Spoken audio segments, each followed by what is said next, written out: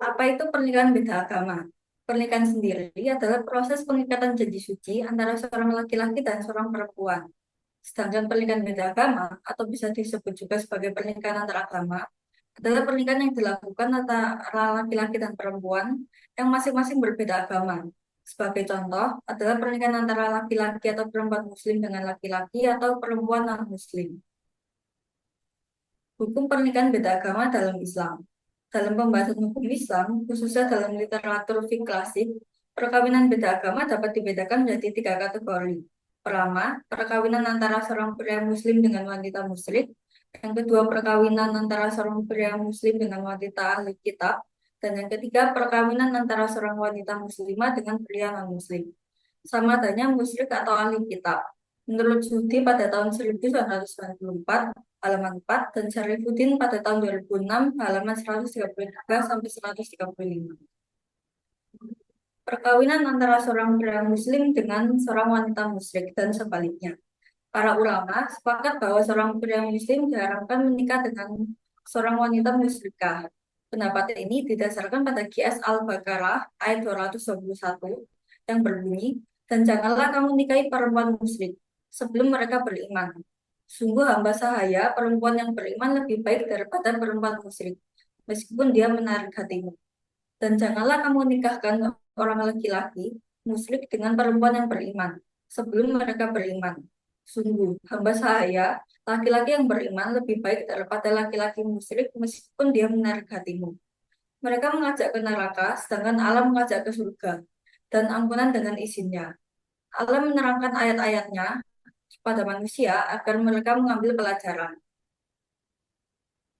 Kategori yang kedua, ahli kitab adalah sebutan umum dari umat Islam bagi kaum yang memiliki agama dengan kitab suci, terutama agama Yahudi dan kaum Nasrani.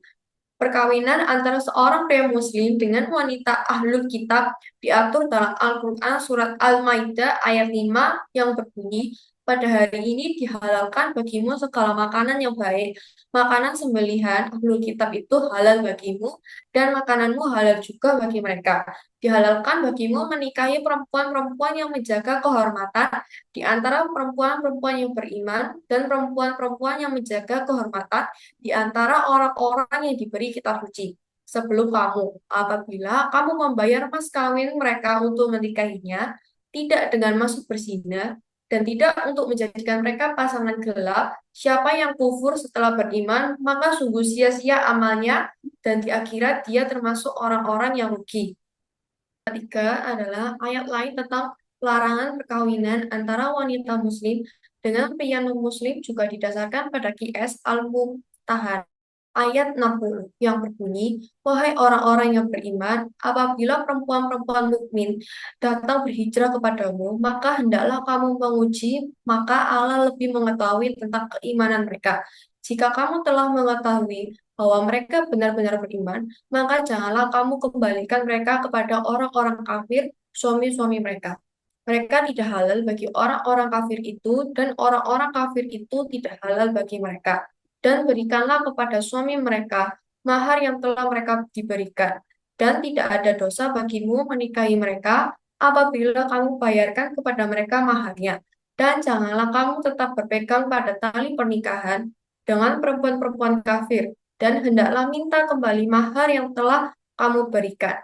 Dan jika suaminya tetap kafir, biarkan mereka meminta kembali mahar yang telah mereka bayarkan kepada mantan istrinya yang telah beriman. Demikianlah hukum Allah yang ditetapkannya. Jadi saya akan menjelaskan mengenai persamaan.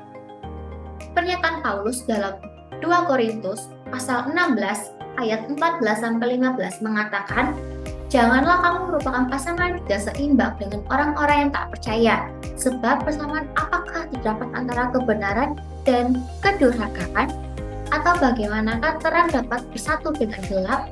Persamaan apakah yang terdapat antara Kristus dan beliau?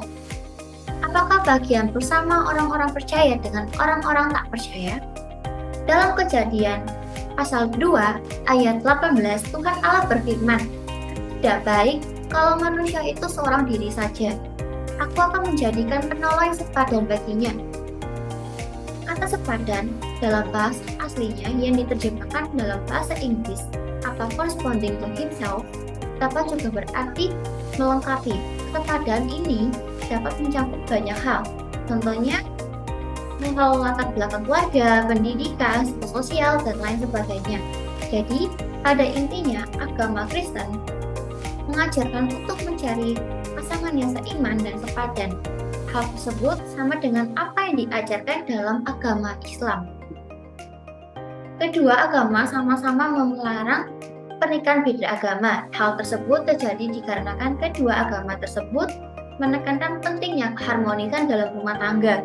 Tantangan dalam pernikahan beda agama adalah terletak pada perbedaan keyakinan yang dapat menyebabkan perbedaan prinsip atau pendapat. Hal tersebut yang ditakutkan terjadi oleh agama tersebut apabila terjadi pernikahan beda agama. Walaupun pandangan kedua agama tidak sepenuhnya sama atau mirip, hal tersebut patut untuk dihargai untuk menciptakan perdamaian yang dalam hidup karena dari perbedaan pandangan muncul kekayaan agama dan perspektif atau sudut pandang. Dari situ pun kita dapat belajar mengenai agama lain agar tidak muncul kesalahpahaman yang dapat menjadi masalah. Sekian dan terima kasih.